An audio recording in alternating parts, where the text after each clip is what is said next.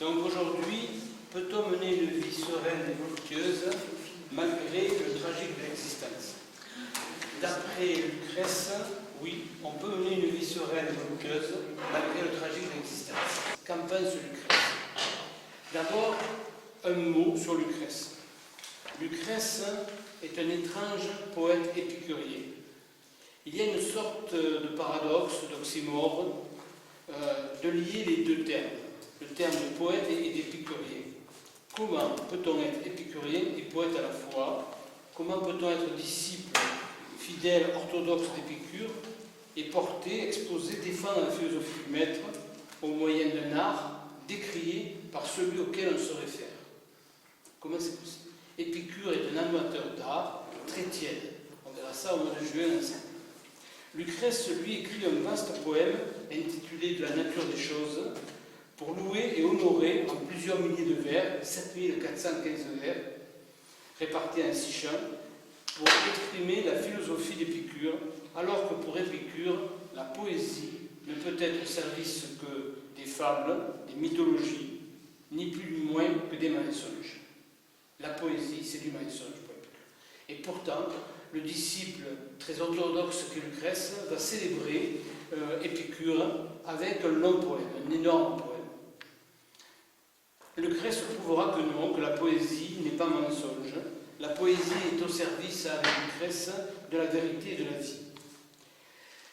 Il n'empêche que ce poème immense de la nature des choses, que beaucoup de lycéens et d'écologiens traduisent quand ils font du latin, hein, c'est un passage obligé, hein, ce poème restera inachevé. Il meurt, Lucrèce, avant d'achever son poème. C'est pour ça qu'il a des incorrections, des répétitions, on pense qu'il aurait gommé peut-être. Le latin Lucrèce, qui est né en moins 95 ou moins 93 avant notre ère, naquit 3 siècles avant Épicure, qui date de 342 avant notre ère. Le grec néglige l'art poétique dans lequel excelle son disciple latin. Lucrèce va acclimater la pensée épicurienne au latin et à la poésie. La langue latine va magnifier la pensée grecque.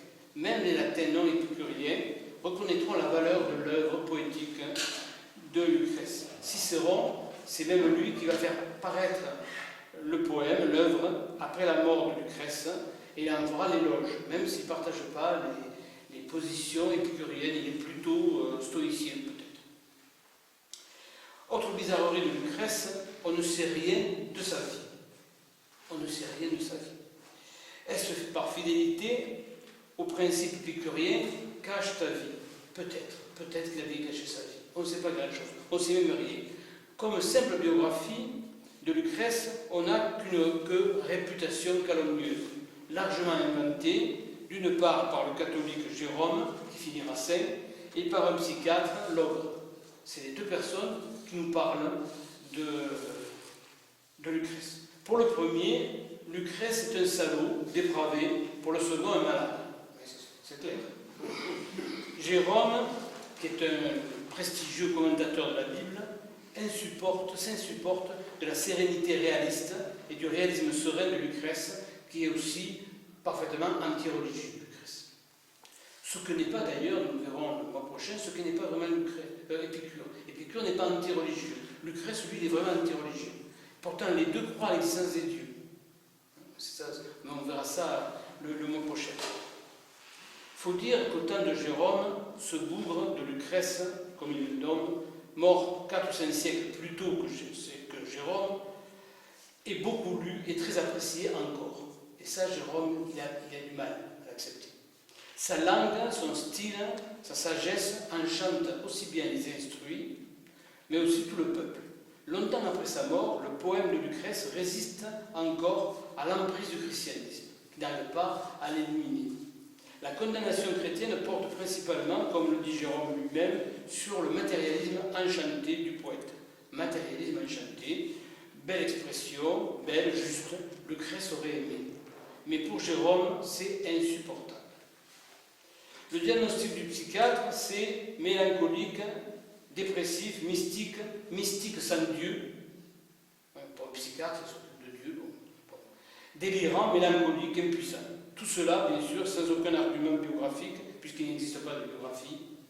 Tout cela est sans référence précise à l'œuvre, juste une ambiance générale qui découvre dans la lecture de la nature des choses, juste de l'anxiété que manifeste Lucrèce, mais qui est mêlée avec l'enthousiasme. Et c'est vrai que dans le texte, on sent parfois, on va en parler aujourd'hui, de l'anxiété, bien sûr, de la peur, de l'angoisse, mais c'est mélangé avec de l'enthousiasme. Et pour le psychiatre, c'est pathologique. Un procès psychiatrique, idéologique, sur quelques mots ou expressions. Une interprétation, bien sûr, malveillante, pensée. Lucrèce vante à la fois le libertinage et il combat toute religion. C'est trop. Il ne peut être que dépravé, bien sûr. Exprimant la tragédie de la vie, Lucrèce, partagée par le plus grand nombre d'êtres humains, il est déclaré malade par notre psychiatre. Donc pour le saint homme, comme pour le psychiatre, ne pouvant pas enrayer l'illusion de la diffusion de l'œuvre de Lucrèce, il ne reste plus qu'à discréditer la personne. Et donc, comme biographie, on n'a que des discrédits portés sur Lucrèce. Voilà pour Lucrèce. Mais peut-on mener une vie sereine, voluptueuse, malgré le tragique de l'existence? Lucrèce répond oui, c'est possible, mais difficile, très difficile. Et c'est une caractéristique un peu de Lucrèce par rapport à Épicure. Épicure, on a l'impression qu'il montre que finalement c'est assez facile, la voie de la sérénité, de la volupté. Chez Lucrèce, on est toujours confronté aux difficultés qu'il faut surpasser pour pouvoir parvenir à la sérénité et à la volupté. Ce qui fait de Lucrèce un philosophe beaucoup plus humain qu'Épicure. Tout d'abord, en quoi consiste, bien sûr, le tragique de l'existence?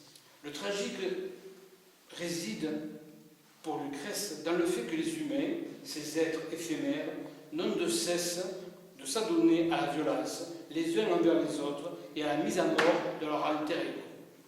C'est stupide.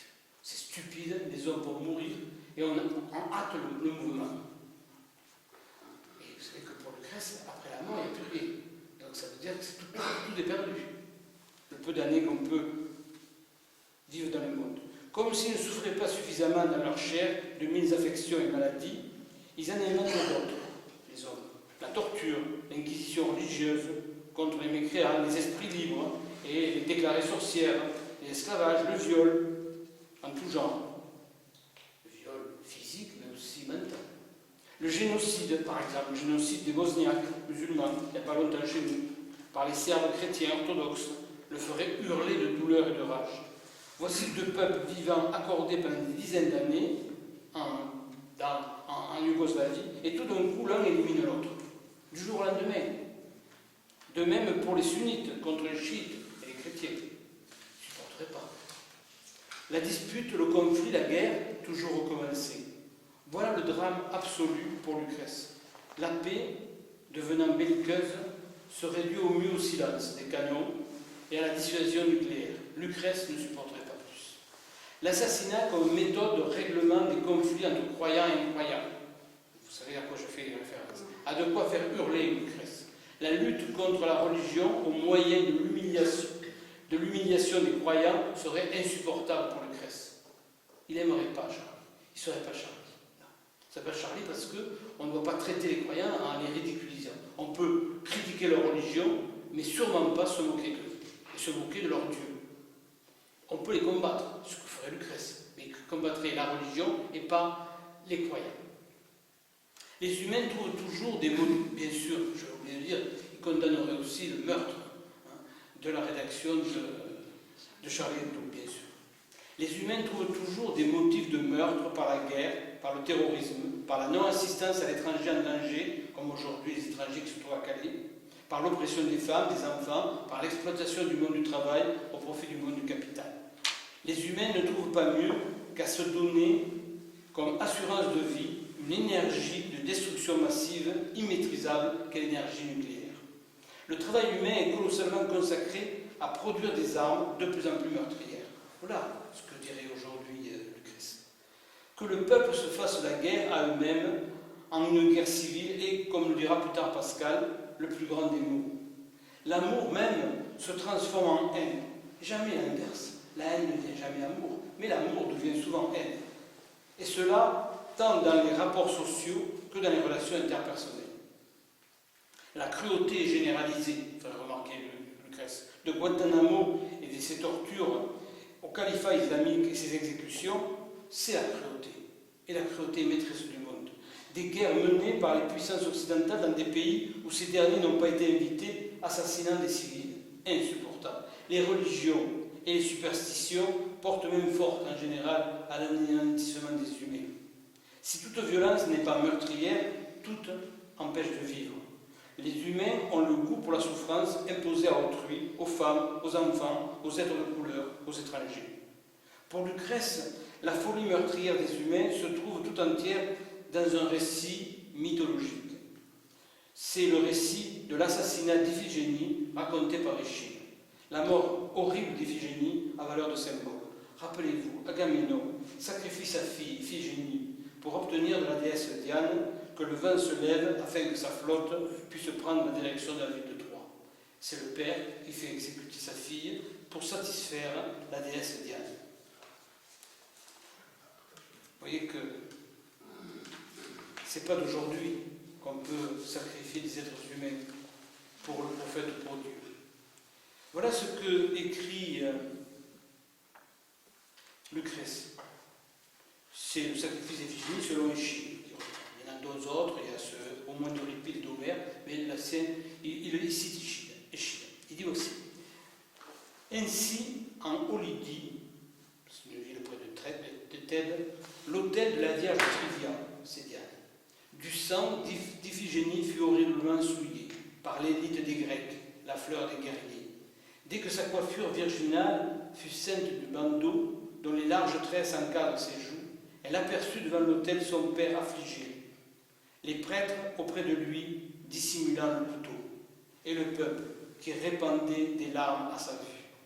Muette de terreur, ses genoux ploient, elle tombe, malheureuse, que lui servait à un tel moment d'avoir la première donnée au roi le nom de père.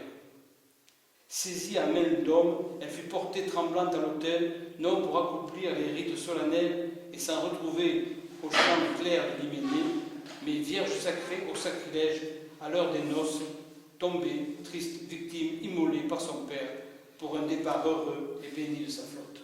Elle était au temple pour se marier. Elle va être tuée à la demande de son père, simplement pour que ses bateaux puissent trouver du vent et repartir. C'est ça que Lucrèce trouve de plus tragique. Il ne le supporte pas, c'est le récit insupportable pour lui. Il pense le tragique d'un monde où l'innocence peut être bafouée. Lucrèce, contrairement à Épicure, aborde les malheurs de l'humanité, les catastrophes, les angoisses qui y sont attachées. Angoisse contre sérénité. Angoisse comme poison pour la sérénité. Épicure parle des humains tels qu'ils peuvent être en paix et en bonheur avec le monde et avec eux-mêmes. Lucrèce parle des humains tels qu'ils sont, angoissés et malheureux. Que la vie tende au plaisir, Lucrèce est bien sûr d'accord avec Épicure. Mais c'est plutôt son échec qui le frappe de stupeur. La vie tend à la mort, certes, mais durant la vie elle-même, Vénus, dit-il, est toujours en échec face à Mars. La violence l'emporte toujours sur la volonté. Ce qui désespère Lucrèce, c'est l'inclination des humains au choix des passions douloureuses contre les volontés sereines. Les passions douloureuses, c'est le pouvoir. Pour avoir du pouvoir, on peut tuer les autres, soit symboliquement, soit réellement. C'est du pouvoir dans la société, le pouvoir politique, ça peut être le pouvoir dans des associations, des luttes qui peuvent se passer dans l'association, pour prendre la direction de l'association ou du parti. Et ça peut être aussi dans les couples et dans les familles, pour le pouvoir. Voilà une passion douloureuse parce qu'elle conduit qu'à la mort. La passion est maîtresse du monde, fait remarquer Lucrèce. Ainsi, les humains se privent du plaisir, d'un plaisir sans déboire, sans contre-coup malheureux, des plaisirs intenses et sereins, leur passent sous le nez simplement parce qu'ils s'occupent de plaisirs infinis et jamais satisfaits, par exemple la question du pouvoir ou la richesse. Cela est aussi vrai dans la vie amoureuse que dans la vie sociale et que dans la vie politique. Les humains organisent leur servilité passionnelle comme s'il s'agissait de leur liberté sereine. Regardez la situation dans les couples, les obligations que les membres du couple se font les uns aux autres. C'est C'est ça la sérénité. Et ça, c'est au nom de l'amour. C'est curieux. Ils choisissent Mars contre Vénus, la violence contre la volupté. Vénus est souvent impuissante à s'agir Mars. C'est ça la tragédie. Les rapports humains sont tragiques, mais il n'y a pas que les rapports humains qui sont tragiques. Il y a encore deux voies de tragique. La seconde voie de tragique, c'est que le tragique réside aussi dans l'aléatoire. L'avenir est incertain. L'aléatoire domine. Le désordre l'emporte sur l'ordre. Rien n'est assuré. La vie est livrée au hasard. Selon Épicure, toute chose est le produit du hasard. Le désordre est le fond de toute chose. C'est donc le désordre qui crée l'ordre. L'ordre est un cas particulier du désordre. Si toute situation malheureuse peut muter en une situation heureuse, le contraire est aussi vrai. Personne n'est à l'abri qu'un malheur le surprenne. Le bonheur est éphémère et transitoire. L'incertitude est un facteur de trouble, de contrariété, le contraire de la sérénité. Enfin, il y a une autre source, une dernière source du tragique. Le tragique se trouve dans le souffrir. Vivre, ce n'est pas seulement jouir, c'est souffrir. Vivre, c'est vieillir et mourir. Une étrange lassitude habite même le vivre. Parfois, on vit et on se sent mourir, tant que la vie, comme si la vie nous était en train de nous quitter. Tout faiblit. Impossible de se maintenir à la pointe du jouir. On jouit, mais on ne peut pas se tenir. Comme si on devait payer cette puissance-là. La souffrance est toujours et nous rattrape. Lucrèce va parler du paysan. Le paysan de Lucrèce se plaint de ses efforts finalement vains. Tout vieillit, y compris la terre. Il écrit Lucrèce. Déjà, laboureur, soupire, hochant la tête. Tant d'efforts, se dit-il, fournis en pure perte. Comparant le présent aux années d'autrefois, il célèbre et envie le bonheur de son père. Et le vieux vigneron, devant sa vigne vieille, se plaint du cours du temps, accuse son époque. Comme on ne peut pas enrichir la terre, elle perd en capacité fécondante, elle perd sa richesse. Lucrèce fait remarquer aussi autre chose.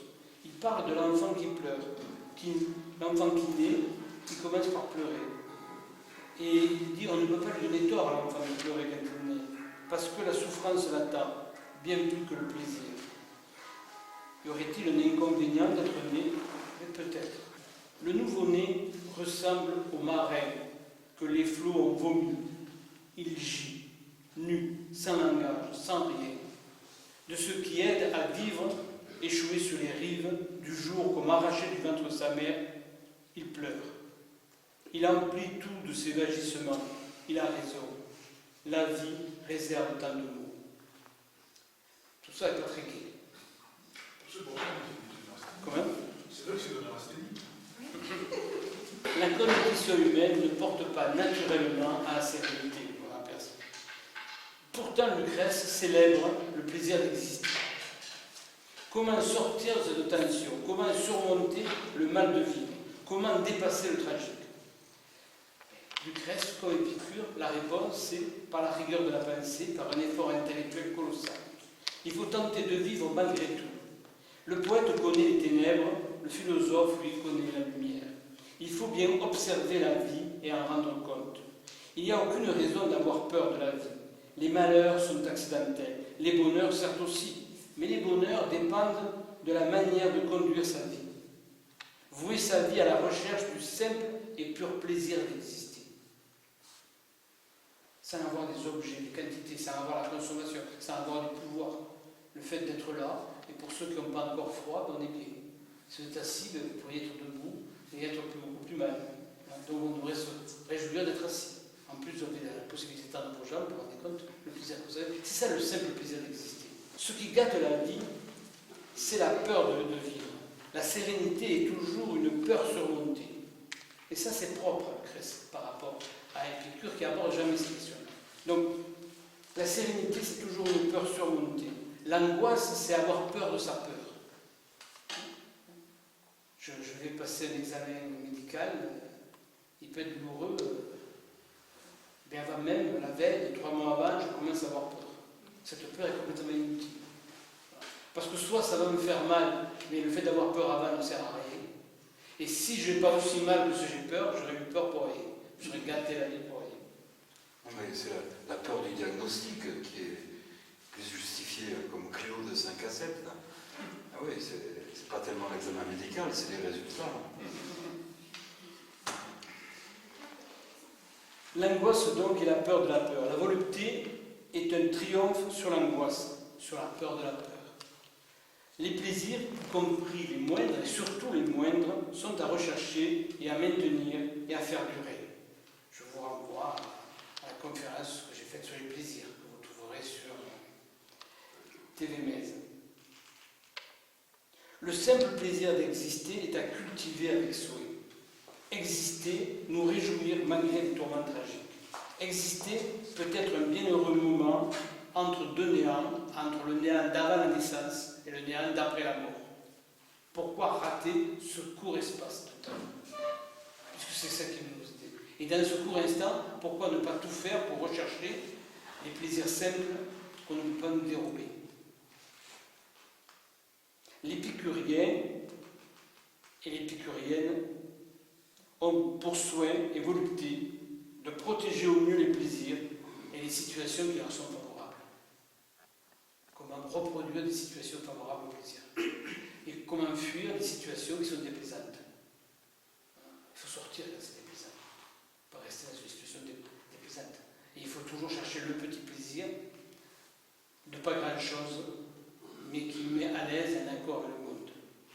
Dans l'entropie généralisée, l'épicurien, l'épicurienne a pour soin et volonté le carillon négantropique, c'est-à-dire fécond des plaisirs. Merci. Maintenant, ça va.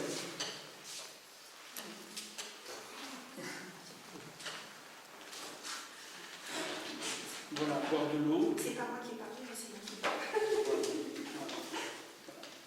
Il n'y a rien de meilleur que l'eau pour boire. Quand on a soif, on voit bien que l'eau nous fait du bien.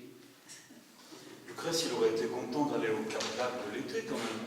C'est la capitale mondiale du libertinage. Oui, mais le libertinage de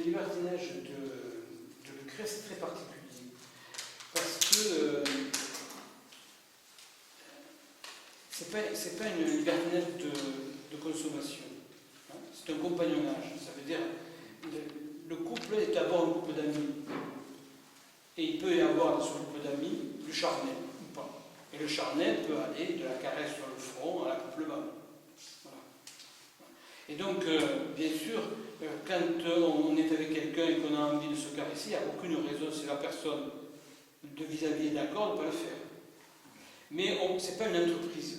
C'est pas une entreprise. Au Cap d'Agde, c'est une entreprise. Voilà. Il faut. Il y a une obligation. Il faut. Ceux qui ne sont pas capables d'être des baiseurs, ils n'ont rien à y faire. Et c'est un peu ça. Et ça, Lucrèce, c'est pas Lucrèce. C'est pas Lucrèce du tout. D'autant plus que, quand il reprend exactement les termes d'Épicure, pour Épicure, la relation charnelle, il faut s'en méfier parce qu'elle devient rapidement passionnelle. Souvent, on met le grappin sur la personne avec qui on a une relation sexuelle, génitale, et ensuite on en est jaloux, si elle peut en avoir d'autres. Et ça, c'est une passion très triste, c'est catastrophique. Donc ça veut dire qu'il est libertin, oui, simplement parce que les gens se croisent et ils font ce qu'ils ont à faire ensemble sans demander l'avis de personne. Il suffit que les deux personnes soient d'accord. Et ce qui est particulièrement intéressant chez Lucrèce et chez Épicure en général, c'est que ce qui est dit là est vrai pour les hommes et pour les femmes. Et c'est dit que pour les femmes, c'est pareil. Donc il n'y a pas beaucoup de philosophie qui mettent sur un pied d'égalité les hommes et les femmes. Ça, c'est quand même un parti très particulier. Par contre, vous avez assaisonné Jérôme. Moi, j'ai un fils qui s'appelle Jérôme. Son son patron, vous lui avez taillé un costume. C'est pas sa faute. C'est pas sa faute. Vous savez, moi, je m'appelle Michel. Et avoir le nom d'archange, il y en a deux, Dieu, c'est pas terrible non plus. Hein. Mais je suis né à un temps où, après la victoire de 1945, les archanges étaient bienvenus. Ça célébrait la victoire de la France. Michel, l'école de Michel. C'est important. Hein. Bon. Et pour ma mère, c'est toujours très important. Pas pour moi, mais ça vous dit que c'est important. Je ne vais pas changer de nom. Parce qu'en plus, je n'ai pas choisi ni mon nom ni mon prénom. Et votre fils Jérôme, il a choisi ni son nom ni son prénom. Non, mais surtout quand on a fait un petit effort pour le choisir, quoi. Pour les parents, c'est dur, quoi. En général, quand Il y a pas de raison, la Constitution, c'est pas Jérôme. J'avais pas lu Lucrèce, quoi. Non, mais on peut dire ça Jérôme aussi, c'est pas mal. Par contre, vous aviez animé la discussion sur le film La Marche. Vous vous rappelez de ça? oui. Autonus. Bon, il y a un film, malheureusement, ça va être une cata pour lui, qui s'appelle Qu'Allah bénisse la France. Vous en avez entendu parler, peut-être? Ça a été filmé par un rappeur, j'aime pas beaucoup le rap, même pas du tout. C'est Abdelmalik. Comment? C'est Abdelmalik, non? Oui. Comment vous dites? C'est Abdelmalik. Peut-être, il est de Lyon. Mais ce type a quand même eu une phrase qui m'a beaucoup plu. Il a dit « La République, c'est la concordance des différences ». Donc rien que par cette phrase... Voilà, donc monsieur vous invite à aller voir ce film. Mais après, Malik, c'est quand même pas un rappeur de base, hein, parce que il a une culture générale extraordinaire. C'est le top. Hein. Mais avec les événements, ça va faire un flop. Hein. C'est de sommité. On ne veut pas qu'Allah bénisse la France en ce moment. Puisque on va parler d'autre chose sur les événements. Si ça vous intéresse, probablement le jeudi 5 février, la date n'est pas encore certaine, il y aura une réunion publique qui abordera la question des événements du début janvier, les attentats de Paris. Donc il y aura une réunion animée par un certain nombre de personnes qui parleront de leur rapport et du rapport que Médois peut avoir avec un événement comme l'attentat de Paris. Et bon, je vous invite, je ne sais pas où ça se passera sûrement au chai du château.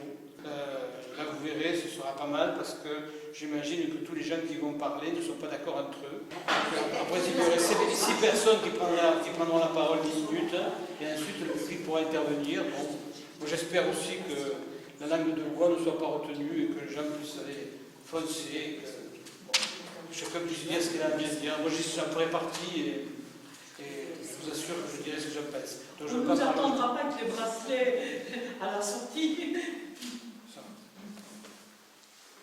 On verra. On verra. Il y a pire que les bracelets. Hein. Il n'y a qu'un meurt. Enfin, bon, on n'est pas là pour mourir. Hein. Voilà. Parce qu'il ne faut pas aller pour mourir, parce qu'il faut tout faire pour que la vie persiste. Hein, c'est ça le principe. C'est que tant qu'il y a de la vie, il faut qu'elle persiste et cette vie doit être joyeuse et agréable. C'est ça la leçon épicurienne. Alors même chez Lucrèce où la vie est tragique, parce qu'il y a des faits de guerre, hein, la violence, une grande violence. Hein, une violence. Alors, il y a les violences physiques, il y a les violences symboliques. Et donc, il faut savoir qu'on exerce aussi de la violence symbolique. Et que on devrait s'interroger là-dessus. Parce qu'on retient que parfois la réaction à notre violence symbolique. Voilà. Des fois, on reçoit des coups de violence physique. Est-ce que la violence physique est pire que la violence symbolique? Voilà. Nietzsche disait qu'il n'y a rien de plus inhumain que de faire honte à quelqu'un. Voilà. Il y a une manière de traiter les croyants qui leur font honte. Il n'y a rien de plus inhumain que ça. Ce n'est pas une raison pour tuer ces gens-là, bien sûr. Je vous donne comme point de vue. Le point de vue de quelqu'un qui n'est pas Charlie, mais qui regrette que les Charlie soient morts. Ça ne fait pas avancer. Mais voilà. Mais comment est-ce que Lucrèce pouvait être aussi contre ces violences et être aussi neurasthénique? Ou alors j'ai pas tout bien compris, mais... Je ne sais pas, le neurasthénique, c'est parce qu'il est très sensible, il a une sensibilité vive de la souffrance. Mais il essaie de penser qu'il y a un bien, un bonheur, malgré la souffrance. Je prends un exemple qui a été beaucoup reproché. Il raconte que quand on se met sur le bord de la mer et qu'on regarde les bateaux par grande tempête, on voit des bateaux qui se retournent. En général, l'équipage meurt. Ils n'ont pas les moyens de se sauver. Donc les bateaux qui coulent en mer, et en mer c'est près des côtes, parce que la navigation est toujours long des côtes. Et il dit, c'est terrible. ces gens-là. Ces gens-là, ils sont en mer, tombent à l'eau et ils sont morts. Parce qu'on ne s'en sort pas. Il dit ça. Et il le développe dans une grande tragédie. Et en même temps qu'il dit ça, il commence à dire que finalement, on peut être rempli de joie de ne pas être sur le bateau. Alors on lui a beaucoup reproché. On lui a beaucoup reproché ça. On lui a beaucoup reproché en disant, vraiment, quand même, il souhaite la mort des autres, etc. Je pense que c'est une interprétation erronée. Je pense que simplement, quand on va à l'hôpital rencontrer quelqu'un, soit on est catastrophé par les gens qu'on va rencontrer, et c'est pas bon d'ailleurs pour les gens qu'on rencontre de catastropher, mais en même temps, on devrait se dire que soi-même on est en bonne santé, on devrait s'en réjouir. En sachant bien que le jour où on sera à l'hôpital, les gens qui viendront nous voir pourront être dans la même situation. Il ne faudra pas leur reprocher qu'eux, ils n'y sont pas, parce que ça peut leur arriver, ça va leur arriver probablement. Mais au lieu de souffrir avec les gens qui souffrent, il faut se réjouir de l'existence parce qu'on n'en souffre pas quand d'autres vont souffrir. Et ça montre que, quand on voit des gens qui souffrent, ça montre que c'est possible et que ça va peut-être nous arriver. Ça va nous arriver. Et ça nous arrive de temps en temps. Voilà. Alors c'est vrai pour des maladies, pour des morts brûlent par des phénomènes naturels. C'est vrai aussi pour des gens qui ont des drames familiaux, familles qui explosent, voilà, des gens qui sont dans la pauvreté absolue, etc. Bon. Alors, en général, l'habitude que nous avons, c'est d'être contaminés par les malheurs des autres. Et on pense même parfois que c'est bien de souffrir avec les autres. Lucrèce, qui n'est pas chrétien, il est bien, lui il pense qu'il ne faut pas souffrir à la souffrance des autres, il faut se réjouir quand les autres souffrent de ne pas être atteints par les mêmes souffrances. Ça, en sachant bien que nécessairement, ça peut nous arriver puisque on ne peut pas se prémunir de toutes les tragédies puisque le monde n'est pas strictement déterminé. Donc, je ne peux pas comprendre quelle est la cause qui fait qu'une situation est tragique pour moi me l'éviter. Si vous êtes dans une perspective complètement déterministe, vous pouvez dire en jouant sur le déterminisme, je vais pouvoir éviter telle maladie. Ben non, vous n'éviterez pas. Voilà. Ma mère me dit toujours quand elle est malade, je ne vais pas mourir, je lui dis si tu vas mourir, moi aussi d'ailleurs. Et en principe, toi avant moi. Voilà. Ah, j'ai dit oui, toi, ta mère est morte très tôt, tu étais encore un bébé quand elle est morte. Elle est morte avant, c'est dans l'ordre des choses. Elle est un peu précoce. Et toi, tu as près de 90 ans, eh ben, tu vas mourir très tardivement. Voilà. Eh ben, alors, tu t'en plains, oui, ben, tu t'en plains, on peut le comprendre, mais c'est parce que tu as vécu. Et vous croyez que ce n'est pas une histoire de lien aussi? Vous pensez sincèrement qu'une mère qui a son enfant qui va mourir, elle peut se réjouir, elle, de vivre alors que son enfant va mourir? Vous ne pensez pas qu'elle penserait, qu'elle a plutôt, elle, envie de mourir plutôt que son enfant? Ça, c'est vrai que pour les mères, c'est sûrement impossible. Ou les pères? Voilà. Mais je pense que pour les mères, c'est vraiment impossible. Les pères, ils peuvent y arriver. Ma réponse, là, elle est plutôt psychanalytique, si vous voulez. La psychanalyse dirait qu'une mère qui perd son enfant, elle n'y peut rien. Les mères, ils ont des choses qu'elles ne peuvent pas dépasser. Alors, j'ajouterai, parce que je corrige la psychanalyse, dans l'ordre du monde aujourd'hui. Pour nous, parce que nous avons 2, 3 petits chéris qu'on garde bien au chaud, et on en a 2, on garde bien. Voilà. Si vous étiez dans un pays où vous avez tous les ans un enfant, avec la plupart des enfants qui meurent, la mort d'un enfant est triste, on fait un rite, et une fois que le rite est fait, on n'est plus triste, on a d'autres enfants. On n'a pas le temps de penser à Jérôme, à Michel ou à Ahmed. On n'a pas le temps de penser à ça, parce qu'il arrive tout le temps. Voilà. Donc c'est un rapport particulier aux enfants. Nous avons un rapport particulier aux enfants parce que nous sommes une civilisation où nous tendons aujourd'hui à avoir le moins d'enfants. Et on sait bien que c'est catastrophique. C'est exactement ce que les Chinois sont en train de vivre. Ils vivent une crise existentielle parce qu'ils n'ont qu'un enfant. Et quand ils meurent, parce qu'ils peuvent mourir avant leurs parents, ils n'ont plus personne. Voilà. Surtout s'ils ont dépassé l'âge de la fécondité. Moi je dis enfant, mais je pense à un couple, ce serait la même chose. Vous croyez que si vous avez votre amoureux ou votre amoureuse, selon le sexe, qu'il y a quelque chose, vous allez vous dire, enfin, pas youpi, mais lui, il a quelque chose, et c'est pas moi, ouf. Lucrèce dirait, il est urgent de réinvestir, c'est les mots qui ne sont pas de Lucrèce, il s'agit de réinvestir d'autres relations. Voilà. D'autres relations. de relations fécondes. Il peut le dire si ça ne lui est pas arrivé. On ne sait pas. Moi, je peux intervenir là. Je pense quand même dans ce qu'on dit, le tragique de l'effet.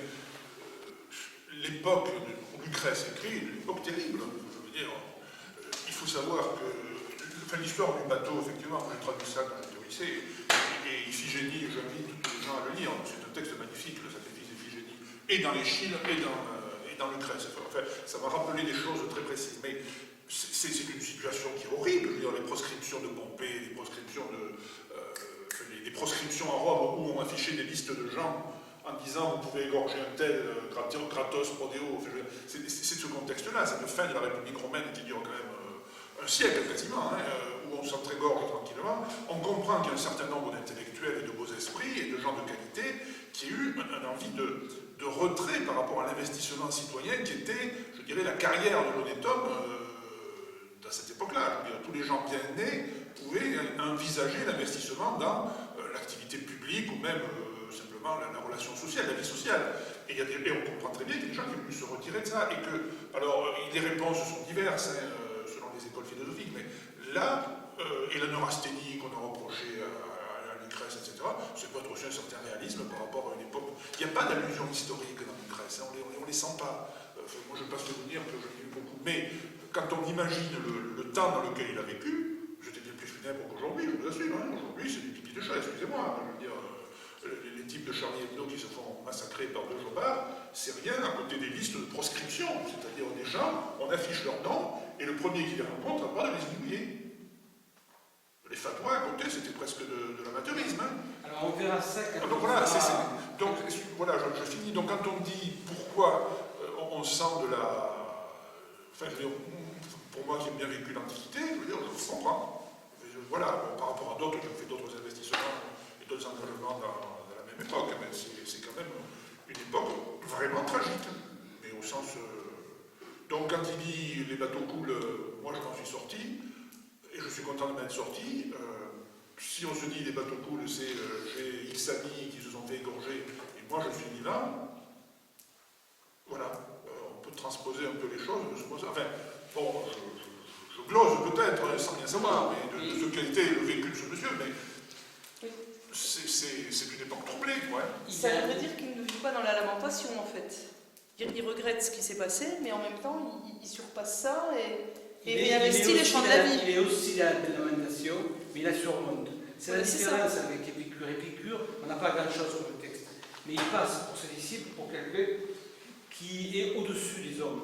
On le considère comme un dieu. On le considère comme un dieu parce qu'il n'a aucun moment de faiblesse. Il n'est jamais affecté douloureusement. Pourtant, il avait la maladie de la pierre, colique néphrétique violente. À cette époque-là, en 340 avant notre ère, il n'y avait pas de produit en Grèce en tout cas, il n'y avait pas de produit pour se soigner. C'est pas comme en Chine où il y avait l'opium. Mais là, il n'avait pas. Donc il souffrait. Il n'y avait que ça à faire. Mais il arrive à surmonter ça et sans être trop troublé finalement. Alors que Lucrèce insiste sur le fait que nous sommes troublés et qu'il y a des bonnes raisons d'être troublés. Et alors c'est pareil politiquement, Épicure a aussi vécu une période où Athènes était complètement encerclée par les Macédoniens qui parfois coupaient les vivres, ils ont souffert de la faim d'Athènes. Donc Épicure a aussi et puis le pouvoir athénien était corrompu, tyrannique et corrompu, comme on en trouve beaucoup partout. Vous parliez des naufrages des bateaux. Mais quand il y a un accident sur l'autoroute, que ça concerne l'autre file, on est fasciné par le malheur des autres. Et c'est comme ça qu'on fait des suraccidents, parce qu'on ralentit pour voir le sang. C'est terrible. Alors on peut être fasciné par la douleur, par l'extrémité, parce qu'un accident met les gens à nu, car à la question de leur existence, et ça met aussi à nu notre question de l'existence, à quoi tient mon existence.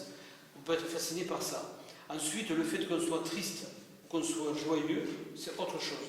Mais pour Lucrèce... On n'est pas triste ni joyeux, mais on est curieux. On est curieux. On est curieux parce qu'il se joue là quelque chose qui a à voir avec l'existence. Qu'est-ce que c'est que mourir? Qu'est-ce que c'est que vivre? Quelle est la dernière étincelle d'existence? À quoi ça consiste? Quand on voit des gens qui sont accidentés, on voit une situation dans laquelle on peut se projeter, et c'est notre mort qu'on voit. Et donc on est d'abord dans une sidération, parce qu'on ne sait pas ce que c'est la mort. Donc on est sidéré, on regarde, on est curieux, et je pense que c'est une curiosité qui peut être dangereuse, mais qui est saine. Parce que c'est vrai que c'est ça qui pose problème. Voilà.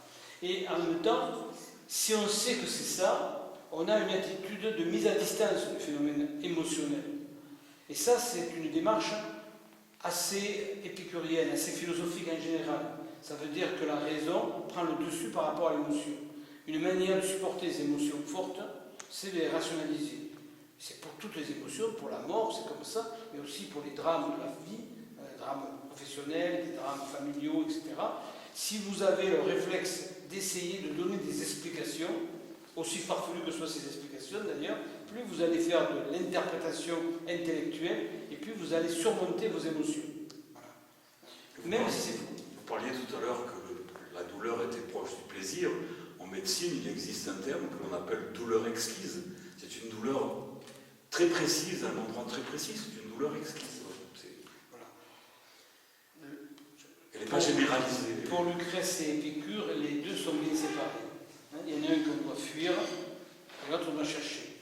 Et dans ce qu'on doit chercher, il faut se méfier de ce que j'appelle des faux amis, des faux désirs. Des désirs qui sont aussi agréables, mais qui entraînent des conséquences très désagréables.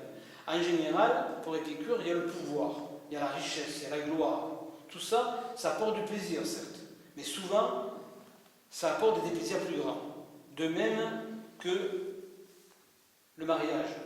Ça pas de doute. Chez Épicure et chez Lucrèce, le mariage entraîne plus de souffrance que d'agrément. Ce qui veut dire que le plaisir voluptueux, le plaisir de la caresse, vous avez tous des expériences, pas vous, vos voisins, votre famille, vous êtes exceptionnels, c'est sûr. Moi aussi. Donc, ça veut dire que c'est pour ça que ce que propose Lucrèce, c'est des rencontres érotiques. Ces gens se croisent, pendant un certain temps ils sont ensemble, et puis nécessairement ils ne pourront pas vivre ensemble. Donc chacun vit plutôt seul, mais fait des rencontres avec d'autres et on fait un compagnonnage. Donc il y a des compagnonnages érotiques, comme il y a des compagnonnages. Ça veut dire que pour les épicuriens, il n'y a pas une limite entre l'amitié et l'amour. C'est pareil.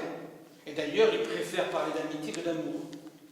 Et d'ailleurs, ils ne parlent même pas d'amour, parce que l'amour, c'est condamné d'entrée. Le thème de l'amour est condamné par Lucrèce, mais il parle de volupté. Volupté, ça veut dire qu'on se donne du plaisir. Parfois même, c'est une interprétation qui est la mienne, mais qui est un peu exagérée. Il dit, ce qui compte dans la vie, c'est se faire plaisir. Et j'ajoute, mais je ne suis pas sûr que ce soit tout à fait dans Lucrèce, mais j'aimerais tellement que je l'ajoute quand même, c'est se faire plaisir et faire plaisir à l'autre. Voilà. Je pense qu'il n'est pas allé jusque-là, Épicure. C'est-à-dire les épicuriens d'aujourd'hui, il peut y en avoir quelques-uns dans cette salle, il y en a moins un que je connais, les épicuriens dans cette salle ont bien fait la remarque que donner du plaisir à l'autre, ça redouble notre propre plaisir. Par contre, c'est vrai qu'on a tendance à chercher que le nôtre, le plaisir. Mais ça veut dire qu'on se prive du plaisir de l'autre. Parce que le plaisir du plaisir, c'est extraordinaire. Voilà. C'est aussi, quand on dit que ce qu'on désire, c'est pas l'autre, c'est le désir de l'autre.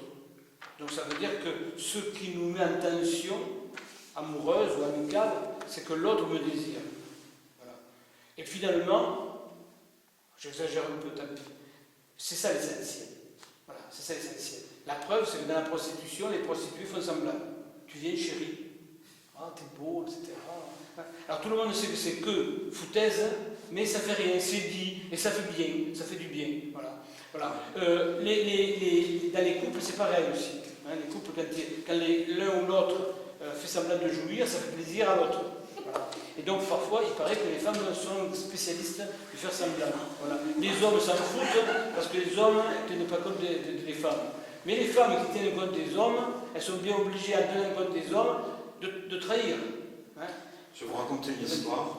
J'avais un ami plus âgé que moi qui avait beaucoup travaillé sur Marseille et qui connaissait toutes les filiales prostitutionnelles, c'est-à-dire qu'il existait encore des espèces de maisons closes. C'était pas des maisons closes, mais c'était un atelier de modistes, c'était l'amicale des joyeux Philibres, des trucs comme ça. Mais c'était des adresses qui tournaient parce qu'elles étaient quand même pourchassées par la police. Et grâce à cet ami qui montrait patte blanche, donc on avait accès au salon, la mère Macrel servait l'apéritif, et ces dames se présentaient, ce n'étaient pas des professionnels, c'était des vendeuses de prises uniques, des étudiantes au pair et tout, qui amélioraient leur fin de mois. C'était très agréable, ce n'était même pas très cher. Et un jour, je dis ça à cette copine, alors je vais à Marseille, tout ça, j'ai des bonnes amies, tout ça. Et à ce moment-là, elle me dit, mais je ne vais pas percuter. Elle me dit, mais qu'est-ce que tu vas faire à Marseille? Mais si tu veux, je te fais tout ce que tu désires. Ben, je n'ai pas percuté. Voilà. Comme des occasions. Alors, ce que je voudrais dire, c'est qu'à l'occasion de cela, c'est que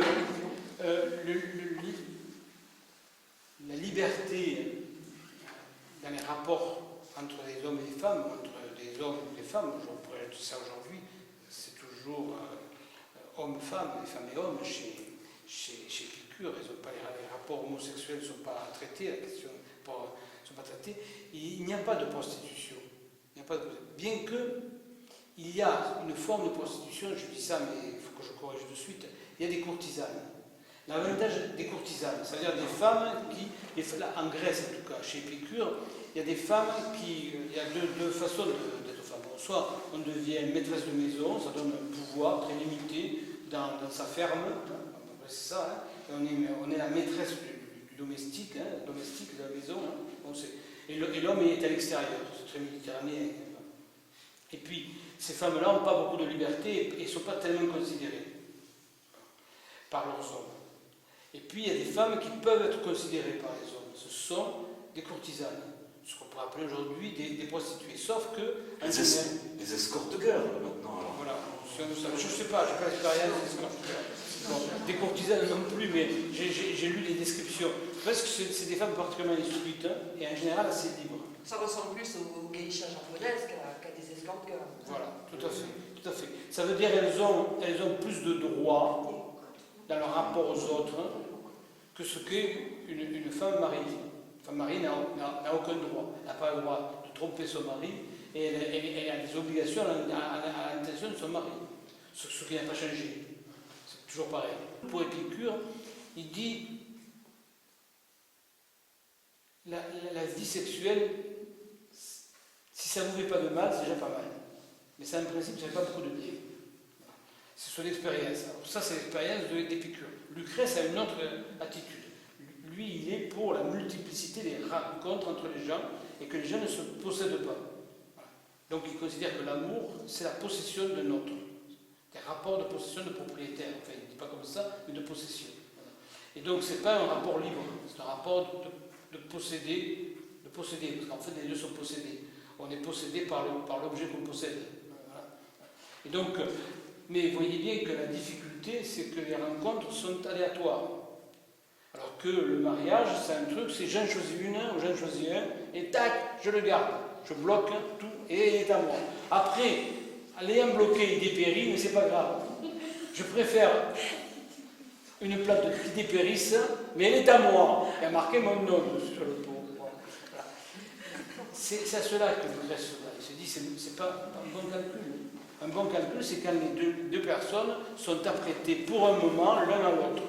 Pour faire quoi? Eh bien, c'est eux qui le décident. C'est pas aux autres de décider ce qu'il faut et ce qu'il ne faut pas. C'est eux qui décident.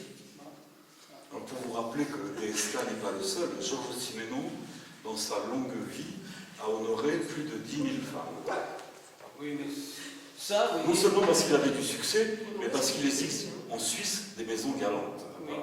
Mais vous savez, Lucrèce, lui, il vit dans une période pré-capitaliste. Donc le nombre importe peu. Voilà. Le problème, c'est pas d'avoir 10 000, 100 000, 2 ou 3.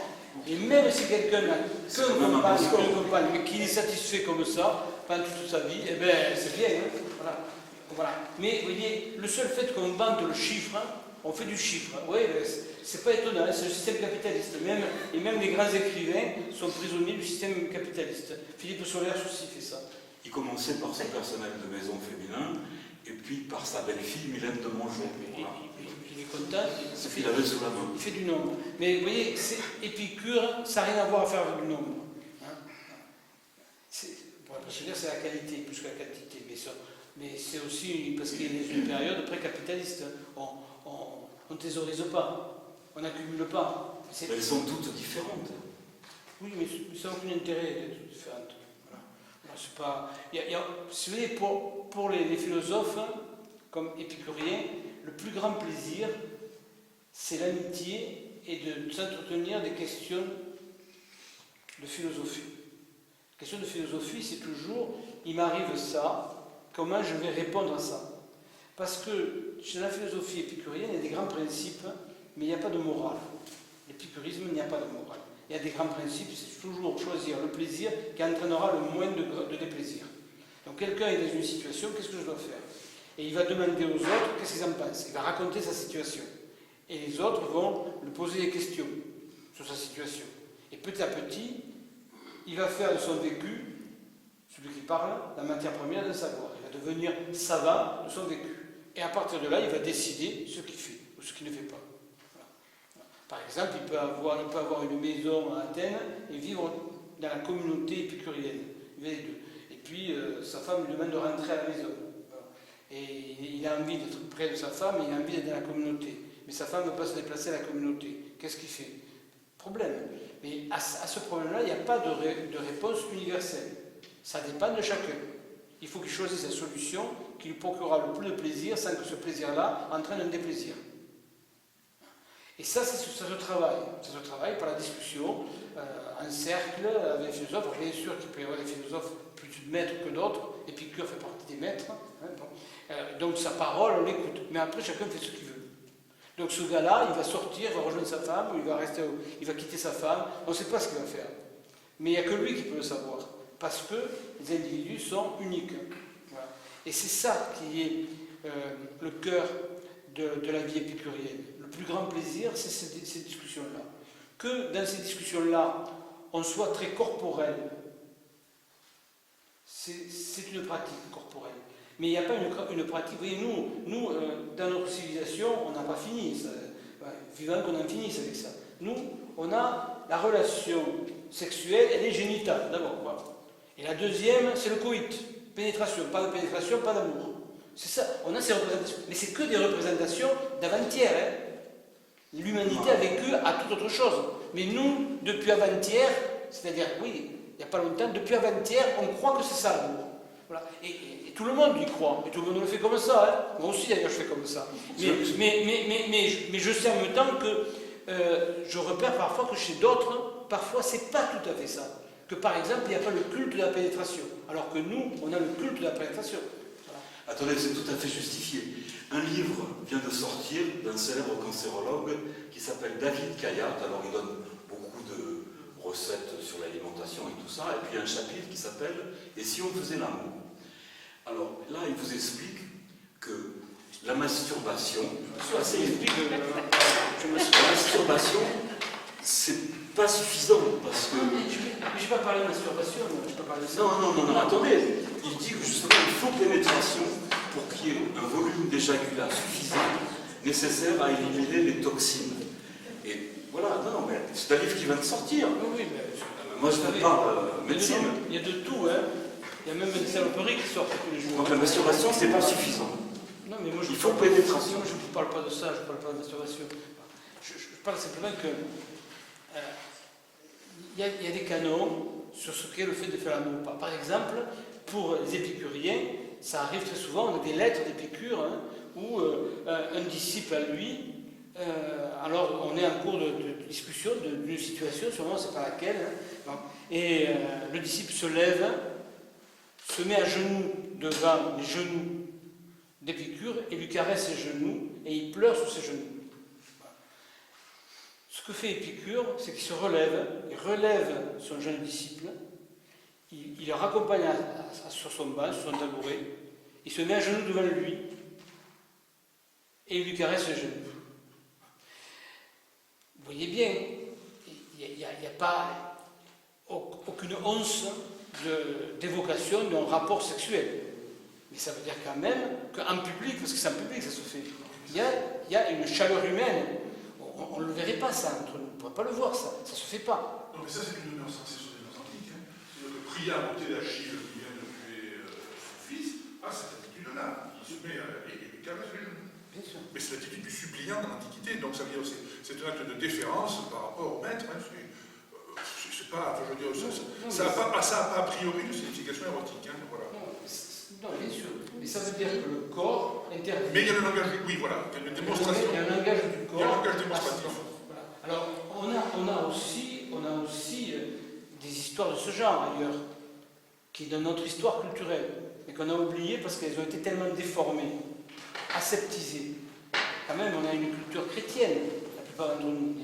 Et bien, on a le lavement des pieds. Bon. Seulement, c'est tellement aujourd'hui ritualisé qu'on ne s'aperçoit pas. Bon. Voilà. On caresse le pied de la personne. Voilà. Si on regarde dans les pays où ça se fait encore, on voit bien qu'il y a une caresse. C'est pas je te décrasse le pied. C'est pas ça. C'est je te caresse le pied. Bon. Pour côté du plaisir. Et le plaisir monte dans le corps. Parce que c'est un acte d'accueil immense. Voilà. Donc vous voyez, bien sûr, donc c'est pas qu'en Grèce que ça se passe comme ça, mais ça veut dire quand même que vous voyez, le corps participe et il n'y a pas des normes de qu'est-ce qu'on fait, qu'est-ce qu'on ne fait pas. Ça se dit, ça ne regarde personne. Il n'y a pas de normes, il n'y a pas de livres, y compris de médecins qui parlent là-dessus, ce qu'il faut faire, ce qu'il ne faut pas faire. Hein. Parce que si vous regardez les magazines, alors surtout en été, hein, en été, on va vous expliquer qu'est-ce que vous devez faire, qu'est-ce que vous devez ressentir. Et si vous ne faites pas et que vous ne ressentez pas ce truc, c'est que vous êtes nul. Bien sûr, mais voilà, il y a des normes, il y a des normes. Bon, et ces normes, elles sont d'hier, parce que toute civilisation a d'autres normes.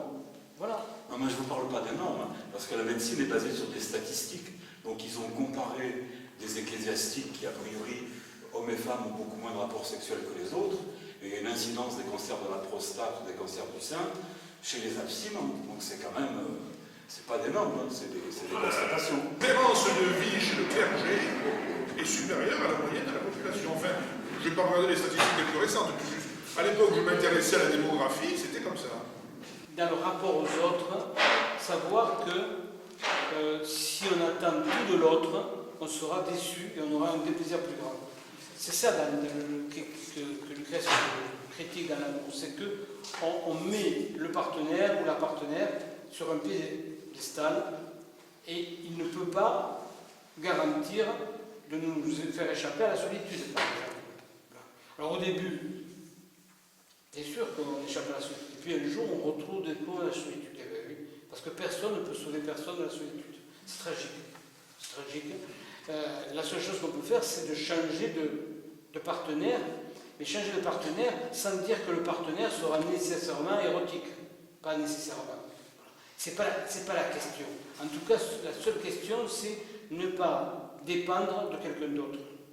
Et de savoir que la rencontre est toujours éphémère. Voilà. Et donc ne pas se promettre des relations à vie. Parce que ce n'est pas souhaitable pour personne, les relations à vie. C'est l'enfer, les relations à vie.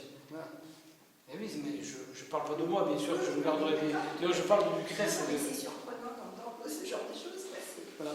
Le problème, c'est quand une relation en empêche d'autres. Voilà. C'est ça. Si une relation n'empêche pas d'autres, il n'y a pas de problème. Hein. Vous voyez, parce que c'est toujours une question de pratique. C'est des philosophies très pratiques. Le stoïcisme aussi, très pratique. Le scepticisme aussi. Donc ça veut dire que ce sont des philosophies qui partent toujours de la pratique, de ce que les gens vivent. Et on essaie d'examiner ce que les gens vivent. Mais après, s'ils vivent bien, les gens, il n'y a pas de problème, qu'ils continuent à faire pareil. Hein. C'est là qu'ils continuent. Hein. Donc, voilà. Pour une personne, vivre bien, ça ne sera pas forcément votre manière à vous de vivre bien. Bien sûr que non. Bien sûr que non. C'est pour ça que Épicure classe plusieurs séries de plaisirs. Il y a des catégories de plaisirs. Et chacun doit réfléchir dans sa catégorie. Il y a des plaisirs nécessaires et naturels, les plaisirs naturels et non nécessaires, et les plaisirs ni naturels ni nécessaires. Épicure, lui, il classe. Mais d'autres personnes peuvent classer autrement. Mais le caractère naturel du plaisir et la nécessité du plaisir est une question importante.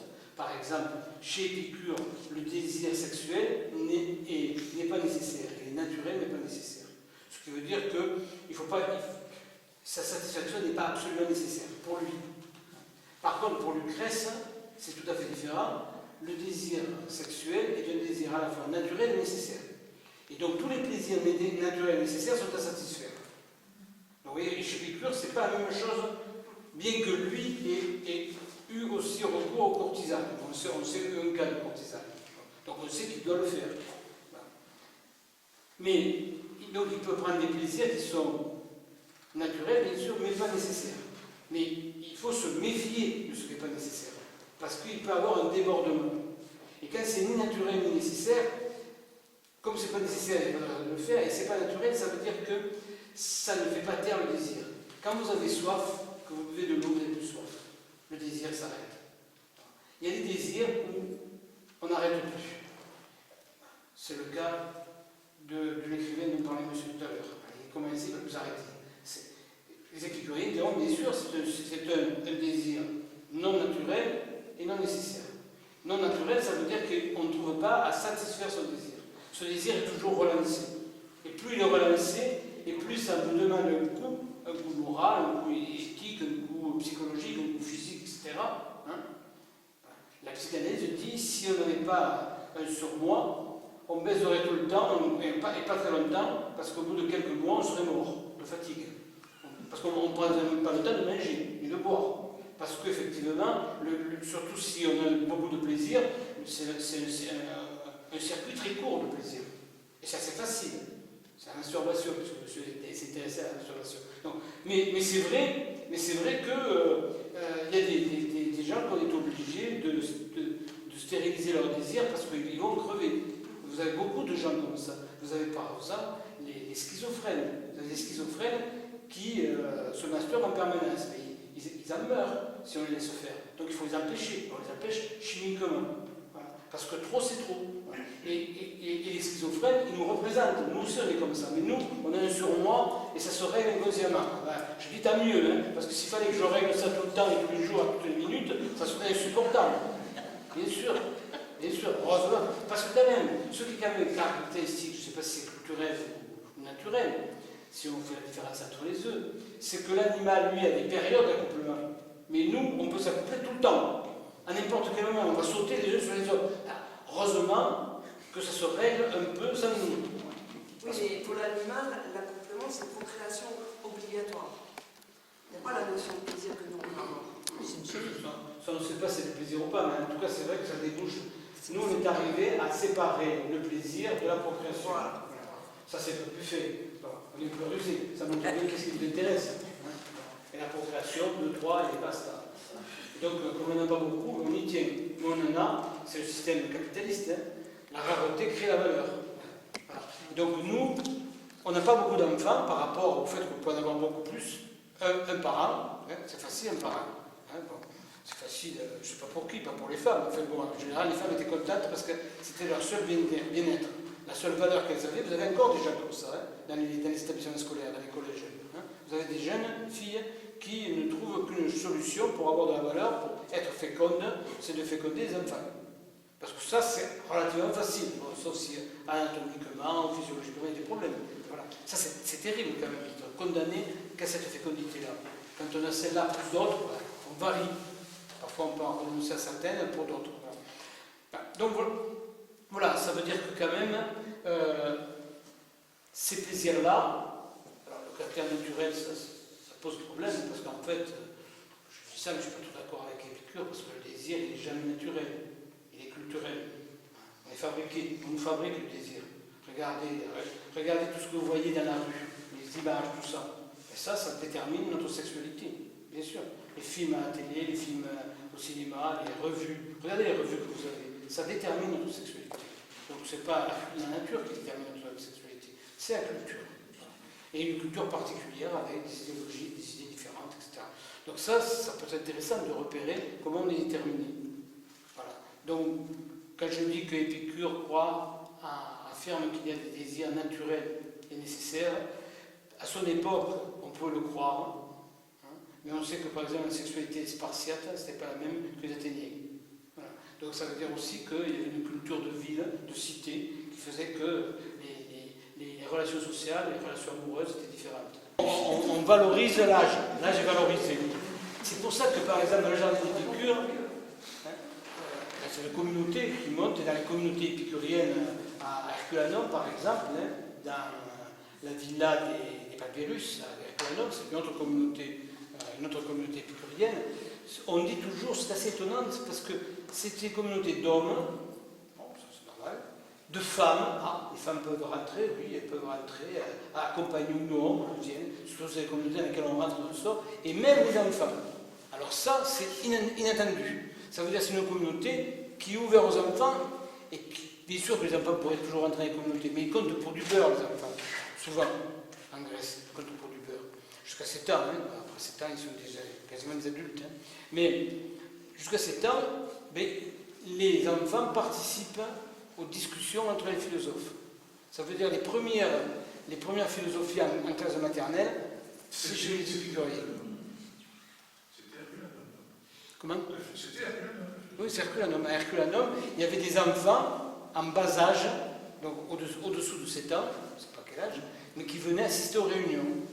Et parfois, on sait même qu'ils prenaient la parole. C'est pas ce qu'ils disaient, mais ils prenaient la parole. Bon, mais vous vous rendez compte, comme éducation, c'est extraordinaire. Hein, c'est De plus en plus, on donne la parole aux enfants maintenant, alors qu'avant, il fallait se taire. Voilà. Et là, c'est pas, on ne donne pas la parole aux enfants, c'est les enfants qui prennent la parole. Voilà, j'exagère un petit peu parce que je veux embellir les épicuriens. Ça, c'est un peu exagéré ce que je dis là. Vous voyez? Mais c'est ça. Donc, vous voyez, c'est un critère, la manière dont on traite les enfants. Et non seulement il y a les femmes, les enfants, et les étrangers, et les esclaves. Voilà. Et les esclaves ne sont pas considérés comme des esclaves. Ils travaillent comme les autres, parce que tout le monde met la main à la pâte pour cultiver, parce qu'en gros c'est un vrai jardin, on cultive pour se nourrir. Et il y a beaucoup de gens qui passent, donc il faut voir les gens qui passent. Par contre, les esclaves, ça c'est étonnant, souvent restaient esclaves. Mais ça n'avait pas grand-chose à voir.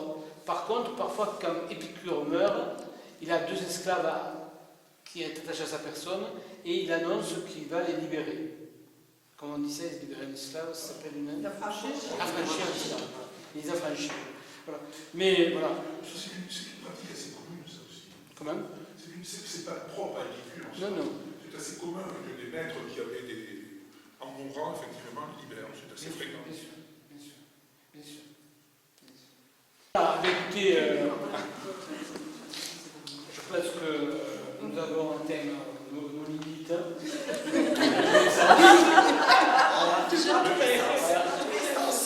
Mais pas la limite du plaisir.